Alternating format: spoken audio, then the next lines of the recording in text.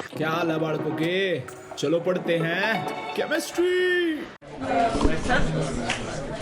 तो ठीक है भाई, शांत हो जाओ, अपनी क्लास स्टार्ट करते हैं। आज की क्लास में मैं तुमको समझाने वाला हूँ मोल कंसेप्ट, या तो तुम बोल सकते हो some basic concept of chemistry.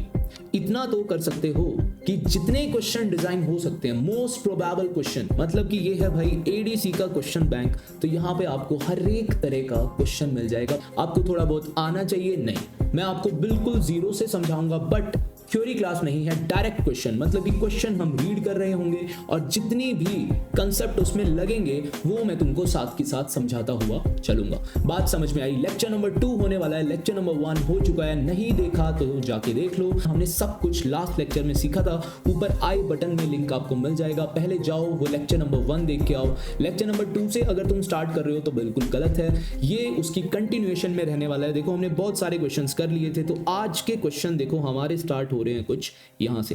तो क्वेश्चन रीड करना स्टार्ट करते हैं। 1 mole each of helium, dinitrogen and CO2 gas हमको दी है, is present in a container, then find, हमको फाइंड करना है रेशो ऑफ मॉलिक्यूल्स। पहली बात देखो, हमको क्या दिया है? 1 मोल, इनकी क्वांटिटी दी है तीनों गैसेस की। क्या बात सही है? सही है। अब हमको निकालना है नंबर, लेकिन नंबर में भी क्या? मॉलिक्यूल। सेकंड पे क्या निकालना है? Number again, but number of atoms. देखो नेक्स्ट पे निकालना है वॉल्यूम। पहली बात, वॉल्यूम तो सबकी सेम होगी, क्योंकि क्वांटिटी इसने फिक्स कर दी है 1 मोल, और हम जानते हैं 1 मोल किसी भी गैस का, एनी गैस, कोई भी गैस अगर मैं 1 मोल की क्वांटिटी में ले लेता हूं तो उसका वॉल्यूम तो 22.4 लीटर ही आने वाला है। क्या ये बात सही है? तो क्या मैं सबसे पहले तो रेशो का सवाल कर दूं? देखो भाई, रेशो का आंसर आ जाएगा 1:1:1। क्या सबसे पहले आपको वॉल्यूम का आंसर समझ में आया या नहीं? जल्दी से मेरे को बता दो भाई। आ गया? बिल्कुल सही। इसके बाद हम बात कर रहे हैं रेशो ऑफ मॉलिक्यूल्स। अगर 1 मोल है और मेरे को नंबर में जाना है, तो क्या मैं उसे एवोगैड्रो नंबर से मल्टीप्लाई नहीं कर सकता? हमने लास्ट लेक्चर में सीखा है, अगर मेरे पास नंबर ऑफ मोल्स हैं तो अगर मैं उसे एवोगैड्रो नंबर से मल्टीप्लाई कर दूं तो मेरे आ जाएंगे नंबर ऑफ मॉलिक्यूल्स। अब देखो भाई, हीलियम में तो कोई मॉलिक्यूल है नहीं, बट इसमें तो नंबर ऑफ एटम्स ही कितने होंगे? Na होंगे। यहां पे N2 में भी Na मॉलिक्यूल होंगे और CO2 में भी Na मॉलिक्यूल होंगे। तो क्या यहां पर भी तीनों वैल्यू सेम आ रही है? क्या यहां पे भी हम लिख सकते हैं 1:1:1? समझ में आया या नहीं? आप कमेंट्स में बता सकते हो। देखो इसके बाद रेशो ऑफ एटम्स, ध्यान से देखो, यहां पे तो एक एटम है, यहां पे 2 एटम है और यहां पे 3 एटम है। तो क्या मैं यहां पे रेशो सिंपली लिख सकता हूं 1:2:3? देखो भाई, अगर आपको कंफ्यूजन हो रही है तो मैं यहां पे लिख देता हूं, ये हीलियम का रेशो है, सेकंड है हमारा डाई नाइट्रोजन का रेशो, और थर्ड है हमारा कार्बन डाइऑक्साइड का रेशो। अब देखो भाई, सिर्फ लास्ट हमारा रह गया है ratio of number of electrons. अगर मैं नंबर ऑफ इलेक्ट्रॉन्स की बात करूं, हीलियम में कितने इलेक्ट्रॉन होते हैं? जितना इसका एटॉमिक नंबर 2, यहां पे नाइट्रोजन 1 में होते हैं 7, 2 में हो जाएंगे 14। 2:14 रेशो। अगर कार्बन में चेक करूं तो 6 प्लस ऑक्सीजन में 8 16 प्लस 6 22। तो अगर मैं इसको कैंसिल आउट करूं तो 1:7:11। क्या बात सही है? इतना समझ में आ गया या नहीं? देखो भाई, हम यहां पे लिख सकते हैं 1:7:11, क्योंकि हमारे 14 इलेक्ट्रॉन्स तो थे डाई नाइट्रोजन में, हीलियम में थे अपने 2 इलेक्ट्रॉन्स, और CO2 में हमने कैलकुलेट करे थे 22 इलेक्ट्रॉन्स। ऑक्सीजन में हो गए थे 16 और उसमें 6 ऐड किए फॉर कार्बन, तो बन गए अपने पास 22। क्या बात समझ आ गई? क्या आपको ये बेहतरीन सवाल समझ आ गया है? तो क्या हम आगे चलें? यस, हम चलते हैं भाई नेक्स्ट क्वेश्चन पे। नेक्स्ट क्वेश्चन है हमारे पास, which of the following has maximum number of atoms? मतलब कि MCQ है, which one of the following, इनमें से सब में हमको चेक करना है, नंबर ऑफ एटम्स पूछे हैं। देखो फर्स्ट में हम स्टार्ट करते हैं। पहले तो क्या मैं इसके मोल्स निकाल दूं? मोल्स आ जाएगा मास बाय मोलर मास। क्या इसके 8 मोल आ जाएंगे? मोल के बाद मैं इसका नंबर निकाल लूं, नंबर ऑफ डाइहाइड्रोजन। डाइहाइड्रोजन के नंबर आ जाएंगे, नंबर ऑफ मोल्स को एवोगैड्रो नंबर से मल्टीप्लाई कर दूं। और इसके बाद ध्यान से देखना, इसने तो हमसे नंबर ऑफ एटम्स पूछा है। अगर इसने नंबर ऑफ एटम पूछा है तो नंबर ऑफ एटम्स कितने हो जाएंगे, जितने मॉलिक्यूल है उसको 2 से मल्टीप्लाई कर दें, क्योंकि डाई हाइड्रोजन में नंबर ऑफ एटम कितने हैं, 2, तो इसको 2 से मल्टीप्लाई कर देंगे तो आंसर आ जाएगा 16Na। फर्स्ट में 16 है, सेकंड में देखो मैं थोड़ा सा फास्ट कर रहा हूं, मैंने किया क्या, पहले तो मैंने इसको मोलर मास से डिवाइड किया, फिर मैंने इसे मल्टीप्लाई करा एवोगैड्रो नंबर से, और फिर मैंने मल्टीप्लाई करा जितने इसमें एटम थे। तो अगर मैं सिंगल स्टेप में ही सारी कैलकुलेशन कर दूं तो क्या आपको समझ में आएगा, देखते हैं। 132 को मैं डिवाइड कर रहा हूं CO2 के मोलर मास से जो कि होता है 44, इसको मैं मल्टीप्लाई कर रहा हूं एवोगैड्रो नंबर से, और इसको मैं फर्दर मल्टीप्लाई कर रहा हूं 3 से मल्टीप्लाई क्यों किया, जैसे यहां पे 2 से मल्टीप्लाई कर दिया था, डाई हाइड्रोजन में 2 एटम थे, ऐसे ही यहां पर 3 एटम है तो 3 से मल्टीप्लाई कर दिया। अब देखो अगर मैं थोड़ा सा मैथ्स लगाऊं, अब आप समझोगे कि अगर मैं स्टेप वाइज अपना आंसर सॉल्व करता हूं तो टाइम टेकिंग भी है, क्योंकि कैलकुलेशन एक बार यहां करनी पड़ी, दूसरी बार यहां, तीसरी बार यहां, 3 बार कैलकुलेशन करनी पड़ी, और यहां पे एक ही बार कैलकुलेशन करेंगे। देखो 44 पे 3 पे जा रहा था, क्या बात सही है, 14 44 1 और ये 3, और ये 3 इंटू 3 9, मतलब कि 9Na आ गया आंसर। देखो कितना सिंपली सिंगल स्टेप में ही सॉल्व किया करो, जिससे कि अगर आपका कोई आंसर मिस्टेक भी आया तो आपको एक ही स्टेप की कैलकुलेशन चेक करनी पड़े, ना कि 3 स्टेप की। बात समझ में आई? यस। इसके बाद हम करते हैं नेक्स्ट क्वेश्चन सॉल्व अपना। मैं डायरेक्ट इसमें भी number of atoms he find कर लूं तो कितना आ जाएगा, पहले लिखा मैंने इसका मास, फिर मैंने डिवाइड कर दिया उसको मोलर मास से, जो कि आ जाएगा ऑक्सीजन, एक ऑक्सीजन का 16, 3 का कितना 48, 16 इंटू 3। इसको मैं मल्टीप्लाई कर रहा हूं एवोगैड्रो नंबर से, और इसको मैं फर्दर मल्टीप्लाई कर रहा हूं 3 से। तो अगर मैं इसको काटूं तो क्या ये 2 पे कट गया, और 2 3 6 Na। आपको समझ आया कि सिंगल स्टेप में अभी आपको फील हुआ होगा कि या फास्ट कैलकुलेशन तो हुई है। देखो भाई लास्ट में भी मैं एटम्स निकाल दूं, अभी देखो आपको टाइम टेकिंग लग रहा है कि सर ये तो एक MCQ है, हमको तो 1-2 मिनट में सॉल्व कर देना चाहिए। देखो भाई सॉल्व तुम कर दोगे, पहले सीखो। बात समझ में आई? यस। तो एटम्स यहां पे आ जाएंगे 1.6 डिवाइड में ऑक्सीजन कितना भाई 16, और 2 है तो 32। बात सही।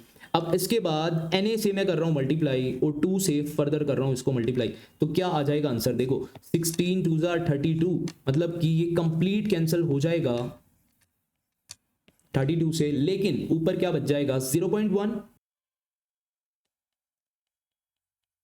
तो अपने पास क्लियर कट आंसर आ गया है 16Na। क्या बात सही है? क्या बात सही है भाई, बोल दो समझ आ गया है या नहीं? यस। चलते हैं अपने नेक्स्ट क्वेश्चन पे। नेक्स्ट है 2.4 ग्राम ऑफ ऑक्सीजन हमको दिया है, is present in how many mass of calcium carbonate. देखो भाई क्वेश्चन रीड करो, करने की कोशिश करो कि किस तरीके से हम सॉल्व इसको कर सकते हैं। पहली बात हमको समझ में आना चाहिए कैल्शियम कार्बोनेट का मोलर मास कितना होता है। मैं आपको बताऊं तो 1 मोल ऑफ कैल्शियम कार्बोनेट जिसका मोलर मास होता है 100, तो मैंने वो 1 मोल लिया है। तो वैसे तो इसका अगर मैं मोलर मास देखता उसकी यूनिट क्या थी AMU, लेकिन 1 मोल लेते ही AMU से क्या चेंज हो जाएगी, ग्राम। हमको पता है इसके अंदर कितने ऑक्सीजन है भाई, 3 ही तो है। कैल्शियम कार्बोनेट में ऑक्सीजन कितने हैं, 3 है। तो जब मैंने 1 मोल की बात करी है तो 48 AMU होना चाहिए था मोलर मास, बट अभी क्या हो जाएगा 48 ग्राम। क्या बात सही है? अभी हमें ऑक्सीजन दिया है 2.4 ग्राम, और बताना है कितने मास में प्रेजेंट होगा कैल्शियम कार्बोनेट के। तो बहुत सिंपल है, बहुत ही सिंपल है। अभी मैं जस्ट जो मैंने लिखा है इसको मैं स्विच कर रहा हूं। देखो 48 को तो मैं लिख रहा हूं भाई लेफ्ट साइड, 48 ग्राम ये किसका है भाई, ऑक्सीजन का है, और ये प्रेजेंट किसमें है 100 ग्राम ऑफ कैल्शियम कार्बोनेट। अब देखो जिसकी इंफॉर्मेशन हमको निकालनी होती है, फाइंड आउट करना होता है, फाइंड आउट किसका करना था, कैल्शियम कार्बोनेट, उसको आप राइट साइड पे ले आओ, और जिसकी इंफॉर्मेशन गिवन होती है उसे आप लेफ्ट साइड पे रखो। तो यहां पे मैं 1 ग्राम ऑक्सीजन के लिए फाइंड कर लूंगा, 1 ग्राम ऑफ ऑक्सीजन प्रेजेंट किसमें होगा 100 डिवाइड 48 ऑफ कैल्शियम कार्बोनेट। क्या बात सही है? यस, बिल्कुल सही है। इसके बाद 1 ग्राम हमको दिया है 2.4 ग्राम, तो 2.4 gram of oxygen present in 100 divided by 48 multiply 2.4, और इसको हम फर्दर सॉल्व कर सकते हैं। जितना भी आएगा आपका आंसर आएगा ग्राम में ऑफ कैल्शियम कार्बोनेट। बात समझ में आ गई या नहीं? आप इसको कैंसिल आउट करोगे तो आपका आंसर आ जाएगा 5 ग्राम ऑफ कैल्शियम कार्बोनेट। समझ में आया या नहीं? नेक्स्ट क्वेश्चन देखो, हमको दिया है find mass of 1 atom of carbon. एक एटम कार्बन का कितना मास होगा? देखो मैं आपको सिंपल वर्ड्स में बताता हूं कि 1 मोल कार्बन का वेट मेरे को पता है। 1 मोल ऑफ कार्बन का वेट होता है 12 ग्राम। अभी हमने देखा जितना इसका मोलर मास है, अगर मैं मोल में लूंगा तो ग्राम में आ जाएगा। और मास तो हमको अगर पूछा है हम एएमयू में तो बताएंगे नहीं तो हम डायरेक्टली बोल सकते थे एक एटम है अगर कार्बन का तो उसका मास होगा 12 एएमयू। लेकिन हमसे मास जब पूछा जाता है हम एएमयू में नहीं ग्राम में आंसर देंगे। तो भाई एक मोल कार्बन का मास तो आ गया 12 ग्राम। तो मतलब कि मैं लिख सकता हूं 6.02 इंटू 10 की पावर 23 कार्बन का मास कितना है? 12 ग्राम। तो क्या एक कार्बन का मास 12 डिवाइडेड बाय 6.02 इंटू 10 की पावर 23 ग्राम नहीं हो जाएगा? बात समझ आई या नहीं? बोल दो भाई। अब हमसे पूछा है 4 एटम कार्बन के, जब एक का मास इतना है तो इसी को मैं मल्टीप्लाई अगर कर दूं 4 से तो 4 कार्बन एटम का मास आ गया भाई। क्या बात समझ रहे हो आप? बिल्कुल आसान तरीके से मैं समझा रहा हूं। अब हमको बताना है एक मॉलिक्यूल, यहां पे एटम का मास पूछा था, यहां मॉलिक्यूल का पूछ लिया, तो मैं 1 मोल के लिए लिख सकता हूं 1 मोल हाइड्रोजन गैस का मास होगा 2 ग्राम। तो एक देखो 6.02 पहले मैं पूरा ही लिख लेता हूं। मैं तो सोच रहा था स्टेप मिस कर देता हूं, बट आपको समझ नहीं आया तो दिक्कत हो जाएगी। तो यहां पे आ गया भाई 2 ग्राम। तो एक मॉलिक्यूल, एक डाइहाइड्रोजन का मास कितना हो जाएगा? यहां पे स्पेस थोड़ी खिचपिच हो गई है तो रुको, थोड़ा सा स्पेस हम जनरेट कर लेते हैं। दैट्स इट, हो गया। अब सही है। देखो हम लिख सकते हैं 2 को डिवाइड कर दूंगा जब मैं 6.02 इंटू 10 की पावर 23, और जो भी ये आंसर आएगा ये आएगा ग्राम में। इतना मास होगा। समझ में आया या नहीं? अब पूछा है 5 मॉलिक्यूल ऑफ CO2। देखो भाई जगह बहुत कम है, मैं सिंगल स्टेप में कर रहा हूं, आपको समझ आ जाएगा।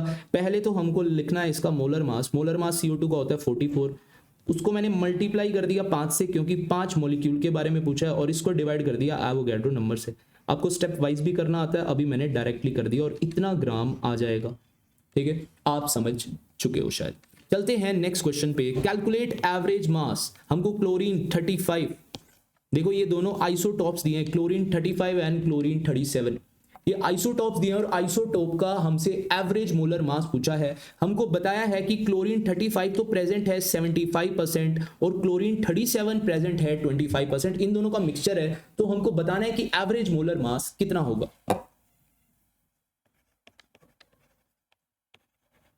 देखो वैसे तो हम जानते हैं क्लोरीन का मोलर मास कितना होता है 35.5, बट फॉर्मूला क्या रहेगा? देखो 35 तो मेरे पास प्रेजेंट है 75%। क्या बात सही है? यस। और 37 वाला प्रेजेंट है 25%, तो 25/100। और इसको जब मैं सॉल्व करूंगा, आपको पता है देखो 35 की साइड, देखो सेंटर में तो क्या आ जाता भाई 36, 35 और 37 के सेंटर में क्या आ जाता 36। ये कब आता आंसर? जब 50% ही होता क्लोरीन 35 और 50% ही होता अपना क्लोरीन 37। लेकिन अभी 75% है हमारे पास क्या 35, तो आंसर आएगा 35 की तरफ। तो आंसर क्या आ गया अपना 35.5। आप चाहो तो सॉल्व भी कर सकते हो AMU, या फिर हम लिख सकते हैं, और हम लिख सकते हैं 35.5U। यहां पे U का मतलब क्या है? यूनिफाइड मास। AMU का मतलब क्या है? Atomic mass unit. ठीक है, इतनी बातें समझ में आती हैं या नहीं? तो चलते हैं आगे। इसके बाद आता है भाई अपना अगला सवाल। देखो अब मैं ट्रिक सिखाऊंगा तुम्हें। जैसे यहां पे हमने बस फॉर्मूला लिखा और हमने आंसर किया एक ट्रिक से कि कितना परसेंट है। क्या बात सही है? अभी भी मैं ट्रिक से ही करने वाला हूं। अब देखो 199 इसका मास है, तो ये 90% प्रेजेंट है। 200 इसका मास है, 8% प्रेजेंट है। 202 इसका मास है तो 2% प्रेजेंट है। अब देखो आप ज्यादा कहां प्रेजेंट है, 90% तो हमको 199 वाला मास वाला प्रेजेंट है, तो आंसर भी 199 के आसपास ही आ रहा होगा। वहां पे जब 75% होने के बाद भी आंसर उसके आसपास आया, तो यहां तो भाई 75 से तो बहुत ज्यादा है, 90%। 90% तो क्या आ जाएगा आंसर? क्या सबको समझ आ गया क्या आंसर? बिल्कुल सही, समझ आपको आ गया है। तो चलते हैं नेक्स्ट सवाल पे भाई।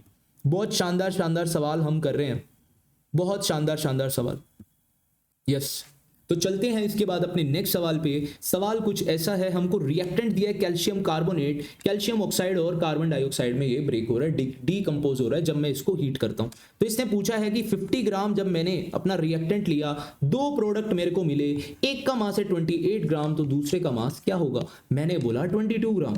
सर आपने ऐसे कैसे कर दिया? भाई तू ऐड करके देख ले। हम अपना इसमें मैंने यूज किया है लॉ ऑफ मास कंजर्वेशन, जो कि कहता है कि मास जितना रिएक्टेंट का होता है, मास जितना रिएक्टेंट का होगा उतना ही मास प्रोडक्ट का होगा। तो कितना सिंपल है, मेरे को बस मासेस देखो, 50 ग्राम को इज इक्वल टू रख रहा हूं 28 प्लस एक्स, तो फाइंड एक्स, एक्स आ जाएगा आपका 22। कितना आसान सा सवाल है, समझ आया या नहीं? चलते हैं नेक्स्ट सवाल पे।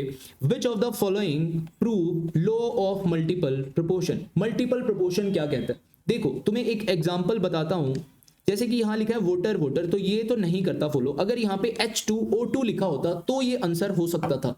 अब देखो इस एग्जांपल से समझने की कोशिश करते हैं कि लॉ ऑफ मल्टीपल प्रोपोर्शन चीज क्या है। यहां पे अगर आप देखोगे ध्यान से तो हाइड्रोजन तो दोनों में दो ही है, लेकिन ऑक्सीजन एक में तो एक है, दूसरे में दो है।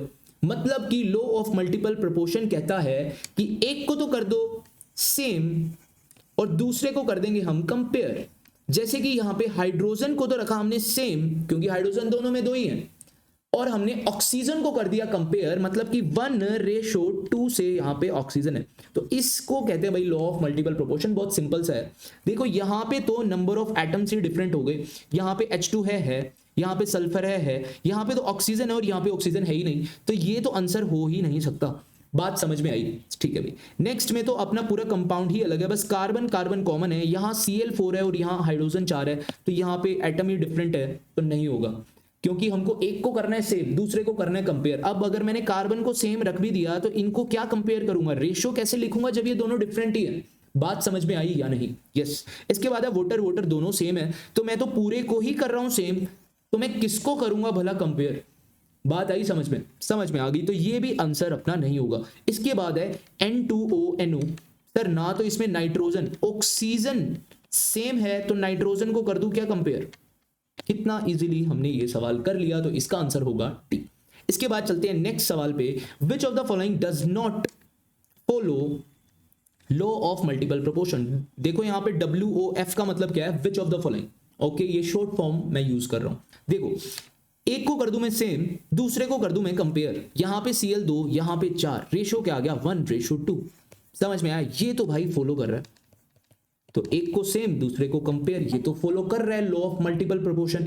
PbO2 समझ आ गया, Pb को कर दिया सेम, ऑक्सीजन को कर दिया कंपेयर। कितना आसान है। यहां पे भी Fe को कर दिया सेम, तो Cl को कर दिया कंपेयर, ये भी फॉलो करता है। अब तो आंसर समझ में आ ही गया, यही आंसर है। यहां पे तो भाई हाइड्रोजन को करूं क्या सेम? नहीं भाई, Cl को कर देते हैं सेम, तो हाइड्रोजन को सोडियम से कैसे करूं मैं कंपेयर? समझ में आई बात? तो लॉ ऑफ मल्टीपल प्रोपोर्शन आपको समझ में आ गया। ऐसे ही इसी से रिलेटेड ऐसे ही क्वेश्चंस आपको जेई में, नीट में देखने को मिल जाएंगे और आप इजीली इन सेकंड्स आप आंसर कर दोगे। चलते हैं नेक्स्ट सवाल पे। यहां पे भाई बहुत बेहतरीन सवाल है। सिर्फ हमको डेंसिटी दी है, सिर्फ हमें डेंसिटी ऑफ गैस दी है और डेंसिटी ऑफ हाइड्रोजन गैस दी है, और हमसे पूछ लिया देन गैस इज। कैसे बताओगे इस अननोन गैस को? कैसे ढूंढोगे आप? जल्दी से मेरे को बताओ किस तरीके से आप ये सॉल्व कर सकते हो।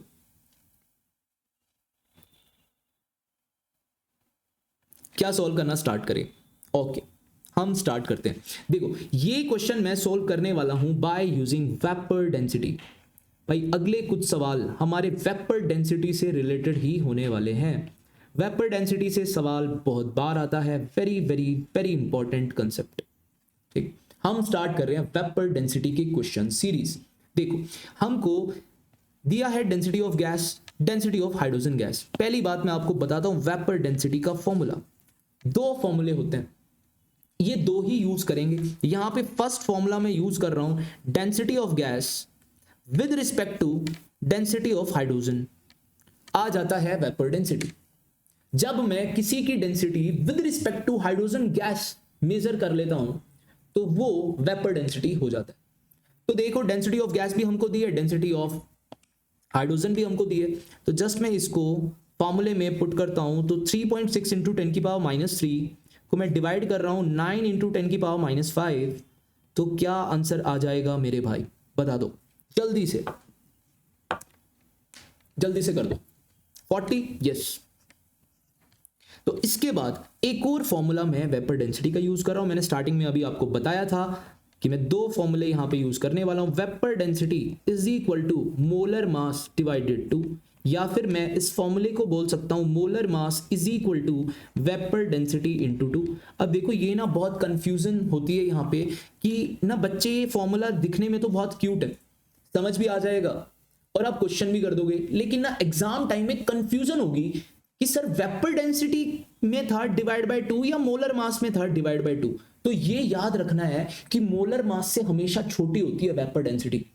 ठीक है, तो मोलर मास को ही डिवाइड करना पड़ेगा 2 से, तभी तो आएगी वेपर डेंसिटी। या फिर आप ऐसे भी कर सकते हो, मोलर मास ज्यादा है वेपर डेंसिटी कम, तो वेपर डेंसिटी को मल्टीप्लाई करूंगा 2 से तो बन जाएगा मोलर मास। समझ आया? वेपर डेंसिटी की वैल्यू है हमारे पास, कितनी है भाई, 40 इंटू 2 कर दूंगा तो मोलर मास आ गया 80। अब ध्यान से देखो, इन अननोन गैस को किसका मोलर मास है 80, वही अपना हो जाएगा आंसर। कितना इजी है भाई। अब ध्यान से देखोगे, सल्फर 32 प्लस 48 ओजोन O3, तो क्या बन गया भाई 80। कितना इजीली। तो कभी भी find the unknown gas, unknown gas वाला सवाल है, 4 गैस दे रखी हो तो हमेशा आपको समझना है कि हमसे डायरेक्ट गैस हम कैसे बताएं, क्या हम याद करके नहीं, आपको समझना है फाइंड द मॉलिक्यूलर मास। तो जब आप मॉलिक्यूलर मास फाइंड कर लोगे तो गैस का भी तो पता चल ही गया। 4 ऑप्शन है हमारे पास, सिंपल सी बात है, सबके मॉलिक्यूलर मास निकाल के देख लोगे, आंसर आपके सामने। क्या समझ में आई बात? चलते हैं नेक्स्ट क्वेश्चन, वो भी है वेपर डेंसिटी के ऊपर ही। वेपर डेंसिटी हमें दी है 14, देन गैसेस। कितना सिंपल सा सवाल है सर, अभी आपने हमको फॉर्मूला बताया, मोलर मास बड़ा होता है वेपर डेंसिटी से डबल होता है, तो वेपर डेंसिटी तो इन्होंने दे ही दी 14 को, जब मैं मल्टीप्लाई करूंगा 2 से तो अपना मोलर मास आ जाएगा 28, और 28 अगर मैं देखूं, कार्बन होता है 12, ऑक्सीजन होता है 16, क्या आ गया आंसर भाई 28। NO2 नाइट्रोजन होता है 14, ऑक्सीजन 2 हो गया 32, 32 ही 28 से बड़ा हो गया, तो ये तो आंसर नहीं हो सकता। पर कार्बोनिल 28 ही आ रहा था। अब देखते हैं डाई नाइट्रोजन, एक का 14, दूसरे का भी 14, आंसर आ गया 28, तो डाई नाइट्रोजन का आंसर भी 28, ए कार्बोनिल का आंसर भी 28, तो both CO and die nitrogen is the correct answer. बात समझ में आई किस तरीके से, कितनी शानदार तरीके से हमने इस क्वेश्चन को इजीली सॉल्व कर दिया। इसके बाद चलते हैं नेक्स्ट क्वेश्चन पे। हमको दिया vapour density of gas with respect to methane is 4, then gas is, बताओ भाई किस तरीके से हम ये क्वेश्चन सॉल्व कर सकते हैं। बहुत ही आसान सवाल है। हमको दी है वेपर डेंसिटी, हमको दी है vapour density, relative vapour density का सवाल है भैया। किसका सवाल है? रिलेटिव वेपर डेंसिटी का सवाल है। देखो, मैं कलर थोड़ा सा चेंज कर देता हूं जिससे कि आपको बाद में भी कोई नया टॉपिक ढूंढने में स्लाइड में प्रॉब्लम ना हो। इसके बाद हम स्टार्ट करते हैं इसको सॉल्व करना। देखो भाई, वेपर डेंसिटी हमको दी है density of gas with respect to density of methane gas is equal to 4। वैसे तो वेपर डेंसिटी नॉर्मली हमारी density of dihydrogen gas के साथ होती थी, लेकिन इस बार डेंसिटी ऑफ मीथेन गैस दी है। तो डेंसिटी देखो यहाँ पे ना रिलेटिव वेपर डेंसिटी है, तो ये भी वेपर डेंसिटी है और ये भी वेपर डेंसिटी है। तो वेपर डेंसिटी ऑफ CH4 मैं निकाल सकता हूं क्योंकि मेरे पास इसका मोलर मास है, तो वेपर डेंसिटी कितनी आ जाएगी, जितना इसका मोलर मास है उसकी आधी इसकी वेपर डेंसिटी। तो मीथेन का मोलर मास कितना होता है, कार्बन 12, हाइड्रोजन 4, 12 + 4 16 और 16 का आधा 8। तो वेपर डेंसिटी हो गई भाई इसकी 8। तो vapour density of gas divided में 8 इज इक्वल टू 4। तो वेपर डेंसिटी ऑफ गैस कितनी आ जाएगी, 4 × 8 जो कि होती है 32। अब हम निकाल सकते हैं मोलर मास ऑफ गैस। देखो थोड़ा सा हम इधर उधर करके अपना स्पेस जनरेट कर लेते हैं, यहाँ पे एक लाइन लगा देते हैं जिससे कि आपको समझ में आए कि हमने किस तरीके से फॉलो अप किया है। तो वेपर डेंसिटी आ गई है, तो मोलर मास ऑफ गैस तो ज्यादा होता है, तो वेपर डेंसिटी को तो 2 से मल्टीप्लाई करना ही पड़ेगा। आंसर आ गया 64। जल्दी से देख लेना, सल्फर 32, ऑक्सीजन 48। भाई इसका आंसर तो 80 होता है, ये थोड़ी ना आंसर, क्या ये तो हो गया। SO2 देख लेते हैं, सल्फर 32 प्लस O2 16, 6O2 8, 48। ये भी नहीं हुआ भाई आंसर, हमने कुछ ना कुछ तो गड़बड़ कर दी। 32 आएगा ना, 2 ऑक्सीजन है तो 32 + 32 64। यही है अपना आंसर, इनको चेक करने की जरूरत नहीं है। 44 इसका ही पता है हमें, 48। तो आंसर अपने सामने, हमने किस तरीके से सॉल्व किया आपको समझ आ गया। इसके बाद चलते हैं नेक्स्ट क्वेश्चन पे। Mass of 1 litre of a gas, बहुत शानदार सवाल है भाई, मैक्सिमम बच्चों से नहीं होगा। देखो आपको मैंने कंसेप्ट सिखा रखा है, वेपर डेंसिटी का सवाल है, आप लोग करके देख लो, वीडियो को पॉज करो और ट्राई करो।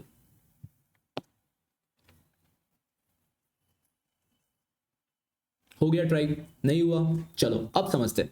देखो 1 लीटर हमको दिया है वॉल्यूम, एक तो चीज दी है हमें वॉल्यूम, दूसरी चीज क्या दिया है, मास। वॉल्यूम और मास के साथ इसने खेला है। 1 लीटर जब मैं इस गैस को लूंगा तो उसका मास दिया है 1.96 ग्राम, और हमको बताना है मॉलिक्यूलर वेट ऑफ गैस और वेपर डेंसिटी। तो कैसे फाइंड कर सकते हैं, अगर मैं इसका जो इसने वॉल्यूम लिया 1 लीटर, अगर मैं इसको 22.4 लीटर के लिए कैलकुलेट कर लूं, क्योंकि 22.4 लीटर लेते ही क्वांटिटी हो जाएगी अपनी 1 मोल, और 1 मोल का जितना मास आएगा वही होता है उसका मॉलिक्यूलर मास, जस्ट यूनिट ही तो चेंज होती है। मोलर मास की यूनिट होती है AMU, और यहां पे अपना मास आएगा जो कि आएगा ग्राम में, लेकिन जो आगे अपना मैग्नीट्यूड लिखा होगा नंबर, वो तो सेम ही होगा। जैसे हमने किया था 1 मोल ऑफ CO2 44 AMU नहीं ग्राम। समझ में आया, समझ में आया। तो 22.4 को अगर मैं 1.96 को मल्टीप्लाई करता हूं 22.4 से, तो आप इसको सॉल्व करके देखना कितना ग्राम आ जाएगा। ये लगभग आपका 44 ग्राम आ जाएगा, सॉल्व करके देखना। तो यहां से भाई सीधी बात, मॉलिक्यूलर वेट तो आ गया अपनी गैस का, कितना आ गया 44 ग्राम। और इसने वेपर डेंसिटी पूछी है, वेपर डेंसिटी तो कम होती है, मॉलिक्यूलर मास ज्यादा होता है, हमने ये बात याद करी हुई है। तो वेपर डेंसिटी मॉलिक्यूलर मास को डिवाइड कर दूं अगर 2 से, तो आंसर आ जाएगा 22, और ये हो गई इसकी वेपर डेंसिटी। बात समझ में आई या नहीं, चलते हैं अपने नेक्स्ट क्वेश्चन पे। और यहां पे मैंने मिस्टेक कर रखी है कैलकुलेट की स्पेलिंग की, जो कि मैं अभी ठीक कर देता हूं।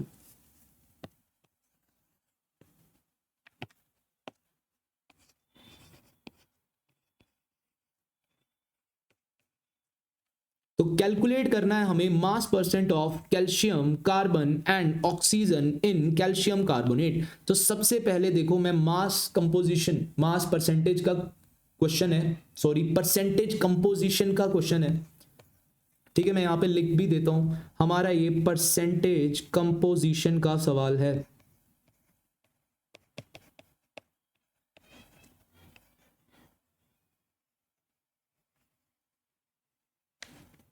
तो देखो भाई, सबसे पहले तो मैं मास ऑफ कैल्शियम कार्बोनेट का लिख लेता हूं, कितना होता है 100 होता है, नहीं आता कैल्शियम का 40, कार्बन का 12, ऑक्सीजन का 16, प्लस कर लो आ जाएगा।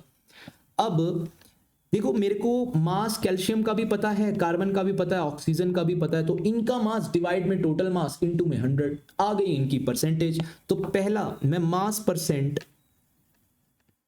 निकालना चाहता हूं ऑफ कैल्शियम। तो कैल्शियम का मोलर मास डिवाइड में टोटल मोलर मास इनटू में कर देंगे परसेंटेज के लिए 100, तो आंसर आ जाएगा 40%। समझ आया? समझ आया। तो इसके बाद हम कैलकुलेट कर रहे हैं मास परसेंट ऑफ कार्बन। कार्बन का मोलर मास 12 डिवाइड में कैल्शियम कार्बोनेट का मास 100 इनटू में परसेंटेज के लिए क्या किया 100, आंसर कितना आ गया 12%। इसके बाद किया मास परसेंट ऑफ ऑक्सीजन। ऑक्सीजन का मोलर मास 16 मैंने डिवाइड किया कैल्शियम कार्बोनेट के मोलर मास से 100 और इनटू में कर दिया मैंने 100, क्या आ गया आंसर 16%। लेकिन एक गलती कर दी सर, ऑक्सीजन तो यहाँ पे 3 थे, हमने तो 1 के लिए ही सॉल्व किया है, तो हम इसको 3 के लिए सॉल्व करेंगे। अब देखो मेरे को पता कैसे चला कि मेरी गलती है, मैंने ये आंसर निकालते ही इन तीनों को प्लस कर दिया और मैंने देखा ये नॉट इक्वल टू 100 आ रहा है, मतलब कि कोई ना कोई तो मैंने गलती करी है। बात समझ में आई? जब मैं सभी एटम की परसेंटेज निकाल रहा हूं, जितने देखो कैल्शियम की भी निकालनी, कार्बन की भी, ऑक्सीजन की भी, और वो प्लस करके 100 तो आएगी। अब 100 नहीं आई तो मतलब कि कहीं ना कहीं मैंने मिस्टेक करी है और हमको मिस्टेक भी अपनी मिल गई है, जो कि है हमको 3 ऑक्सीजन का मास लेना था 48, तो आंसर आ जाएगा 48%। और आप अब इन तीनों को प्लस करके देख सकते हो, 48 + 12 60, 60 + 40 100। तो अब आंसर बिल्कुल सही है। बात समझ में आई या नहीं? इसके बाद नेक्स्ट क्वेश्चन है आप लोगों के लिए, जल्दी से वीडियो को पॉज करो और सॉल्व करना स्टार्ट कर दो। हमको क्वेश्चन में दिया है C6H12O6 एक मॉलिक्यूलर फॉर्मूला, फाइंड करना है percentage of carbon, percentage of hydrogen and percentage of oxygen. तो सबसे पहले तो मैं मास निकाल लेता हूं C6H12O6 का, तो जल्दी से इसका मास हम कैलकुलेट करते हैं। कार्बन है 6, तो 6 को मल्टीप्लाई कर दिया मैंने 12 से। हाइड्रोजन है 12, तो 1 को मल्टीप्लाई कर दिया मैंने 12 से। और ऑक्सीजन है 6, तो मैंने ऑक्सीजन का मास 16 इंटू कर दिया 6। कितना मोलर मास आ जाएगा जल्दी से बता दो। ये है अपना जीता जागता ग्लूकोज, और ग्लूकोज का मास मेरे को तो याद है, तुमको नहीं है तो याद कर लो 180। तो मोलर मास अपने पास आ गया 180। अब मेरे को मास परसेंट निकालना है कार्बन का, मेरे को मास परसेंट निकालना है हाइड्रोजन का, और मेरे को मास परसेंट निकालना है ऑक्सीजन का। कार्बन के लिए देखो कार्बन कितने हैं 12 है, 12 6 are 72, 72 को डिवाइड कर रहा हूं मैं 180 से और मल्टीप्लाई कर दे रहा हूं 100 से। जितना भी आंसर आएगा वो इसकी परसेंटेज होगी। कितना आंसर आएगा? आंसर आ रहा है भाई अपने पास 40%। इसके बाद हमने सॉल्व करना स्टार्ट किया फॉर हाइड्रोजन। हाइड्रोजन का मास कितना आ रहा है 12, डिवाइड कर दिया टोटल मास 180, इनटू में कर दिया मैंने 100। क्या आ जाएगा आंसर? आंसर हमारे पास आ रहा है 6.6%। ऑक्सीजन के लिए ऑक्सीजन थे 6, 16 6 आर कितना होता है 96, 96 को डिवाइड कर दिया 180 से, मल्टीप्लाई कर दिया 100। अब आप चाहो तो इसको सॉल्व कर लो, नहीं तो इन दोनों को प्लस कर दो। कितना हो गया 46.6, और इसको 100 में से माइनस कर देंगे तो कितना आंसर आ जाएगा 53.33। तो यहाँ पे हमारा आंसर आ गया 53.33, और आप इन सबको अगर प्लस कर दोगे तो लगभग 100 हमारा आंसर आ जाएगा। तो ठीक है, आज की क्लास में हम करेंगे इतना ही। नेक्स्ट लेक्चर देखना है तो चैनल को सब्सक्राइब कर दो, अपने फेवरेट फ्रेंड्स को ये वीडियो शेयर कर दो ताकि उनके लिए भी मोल कंसेप्ट बन जाए काफी ज्यादा आसान। सो ओके यो।